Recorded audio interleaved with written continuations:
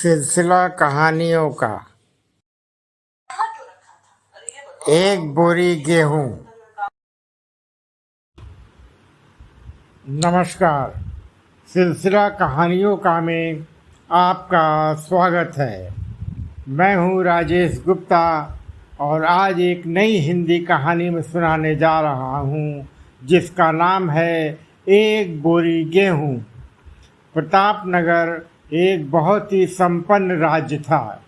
वहाँ के राजा बहुत ही प्रतापी थे और प्रजा का पूरा ख्याल रखते थे।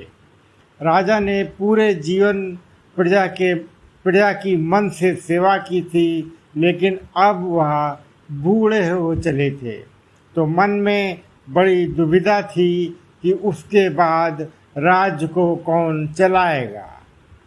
राजा साहब के 3 बेटे थे। अब तीनों एक ही गुरु और एक ही विद्यालय से शिक्षा ली थी, लेकिन राजा ये निर्णय नहीं कर पा रहे थे कि कौन राज्य के लिए सबसे अच्छा उत्तराधिकारी होगा। अब राजा ने 3 बेटों की परीक्षा लेने की सोची। एक दिन राजा ने सुबह सुबह सभी पुत्रों को बुलाया और उन सबको एक एक बोरी गेहूं देते हुए कहा कि मैं और तुम्हारी माता तीर्थ यात्रा पर जा रहे हैं। हमें वापस आने में 1 वर्ष से भी ज़्यादा लग सकता है।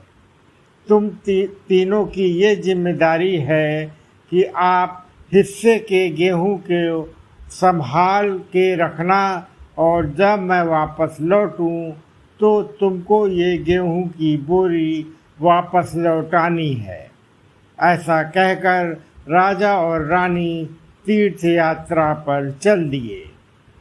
सबसे बड़े बेटे से सोचा कि ये गेहूं की बोरी पिताजी को वापस लौटानी है तो इसे मैं तिजोरी में बंद कर देता हूँ।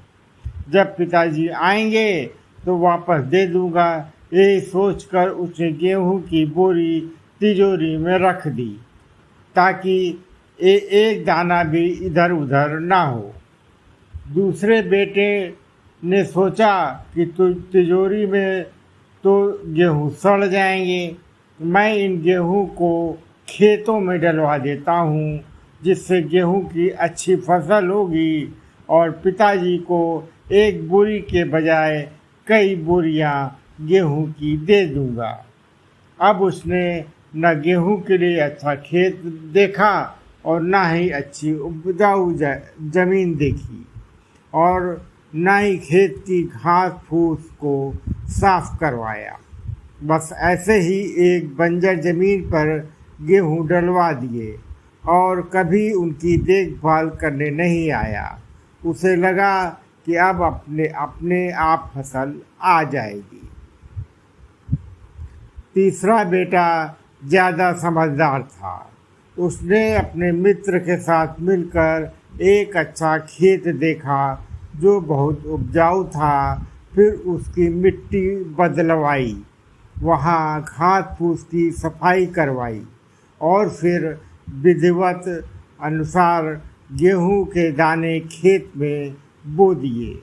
पूरी लगन और मेहनत से खेत की हिफाजत की, समय पर खाद पानी सब कुछ दिया। साल भर बाद पहली फसल आई।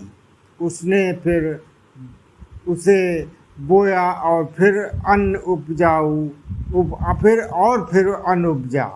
खेत खलियान लहलाने लगे। राजा यही कोई 3 वर्ष बाद वापस आया। तीनों पत्रों को देखकर बड़ी प्रसन्नता हुई।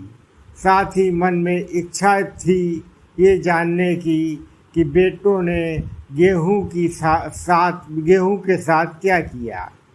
पहले पुत्र ने जैसे ही तिजोरी खोल के दिखाई, अंदर से बहुत बुरी बदबू आ रही थी। सब कुछ सड़कर राख हो चुका था। पिता ने कहा, ये अन्न है जिससे हम सबको जीवन चलता है और तुम इसकी देखभाल नहीं कर पाए तुम क्या राज्य संभालोगे।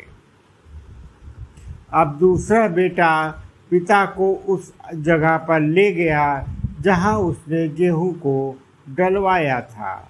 वहाँ जाकर देखा तो जंगल था, बड़ी बड़ी घास फूस खड़ी थी, गेहूं का तो नामो निशान नहीं था। राजा बहुत नाराज हुआ और उसे भी राज्य का उत्तराधिकारी बनाने से मना कर दिया। अब तीसरा पुत्र पिता को अपने खेतों पर ले गया। वाह, दूर से ही एक अलग खुशबू आ रही थी। गेहूं की फसल लहलहा रही थी, चारों तरफ हरियाली और जीवन था और उस खेत से 50 बोरी से भी ज़्यादा गेहूं उत्पन्न हो चुका था और आज भी खेत में फिर से फसल खड़ी थी। राजा का मन देखकर बहुत प्रसन्न हुआ और राजा ने तीसरे बेटे को अपने राज्य का उत्तराधिकारी बनाने का निर्णय लिया। दोस्तों, उस राजा की तरह भगवान ने भी हमें एक गेहूं संभाल के रखने के दिए हैं।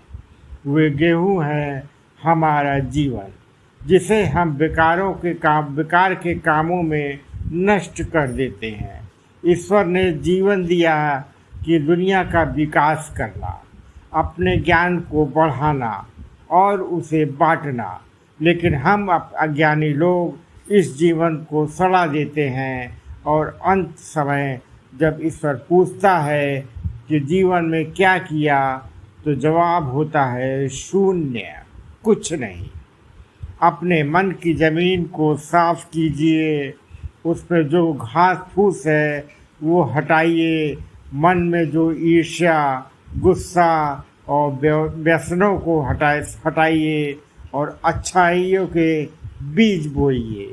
फिर ईश्वर आपसे बेहद खुश होंगे। ये अंक में बस इतना ही। ये कहानी समाप्त होती है। धन्यवाद।